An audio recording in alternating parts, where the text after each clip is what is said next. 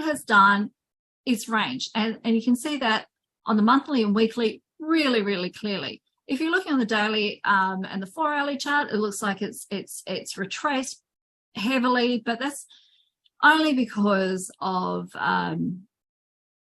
the US data. It's nothing to do with the fundamentals that are actually associated with oil. So let's have a look at the weekly and the monthly. Have a look at that. So December bar, December bar was a low test bar, bouncing off the 200 EMA, 200 simple moving average, which was supported by the 50 EMA. Very nice technical setup for me to look for a long. Didn't get it. So what did I get? I got an inside bar in January. Nothing happened.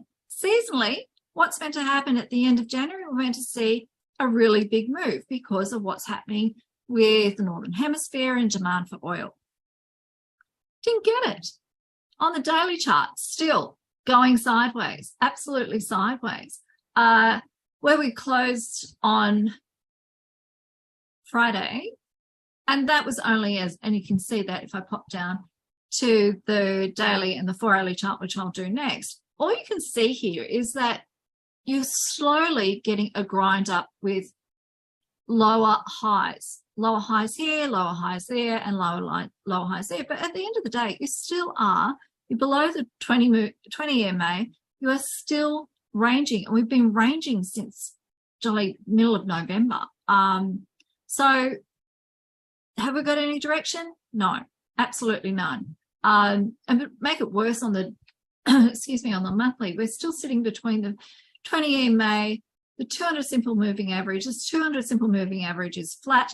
We've got the 50 EMA also flat and at the same level as the 200 simple moving average. So really, we've got nothing. And you can see here on the DI plus and the DI minus on the ADX, when they're both pointing down, that's consolidation. So you just, so let's have a look at the 4-hourly and the daily.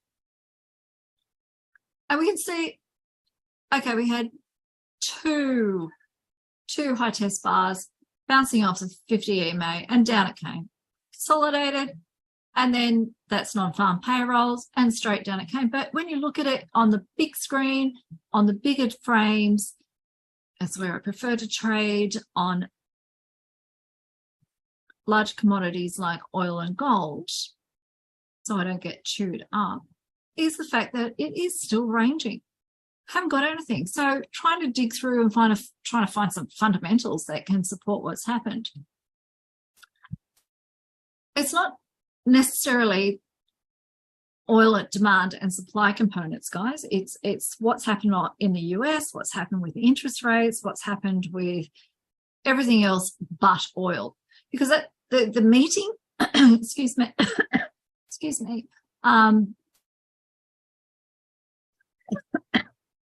sorry guys, I've had COVID and I've got this tickle. Really sorry. OPEC Plus, yeah, I'm okay. OPEC Plus didn't even change their production quotas. Completely unchanged. And they've done that based on the fact they're expecting China to get back up and running into full production soon, in inverted commas. Now, that's great, but nothing's changed. So one of the reasons we're ranging, and ranging pathetically, is because nothing's changed. Demands haven't changed. China hasn't increased in demands. The supply hasn't changed. Nothing's changed. So status quo is going to stay the same. What we now have to look at, got the daily bar closed on its low. So we're waiting to see what happens next. So we know that when a big decisive bar closes on its low, it tends to reverse it on the next bar. That is a general rule of thumb, being proven wrong on that on a couple of occasions, but you know, that's just what it is. The other thing that's an interesting component, which will affect, it hasn't come into play yet, is there's a looming EU embargo on Russian oil.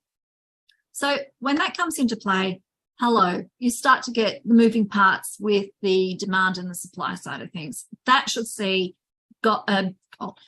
start to see oil move. I want gold to move, by the way, back up again. But oil, yeah, we want to see that starting to move back up in that direction. I don't necessarily want it to move it on a chart. Yes, putting petrol in the petrol bowser. No, I don't. And the other thing that really needs to start cranking up, and we haven't quite seen it yet, is the Chinese increase in manufacturing. That will also increase demand. So between the Russians and the Chinese, yeah, let's have a look and wait to see there, because at the moment, OPEC from the supply side have changed absolutely nothing.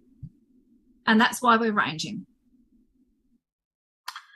We will watch with interest, Ainslie. Thank you very much for that great information, and nice and clear as always. Much appreciated for that.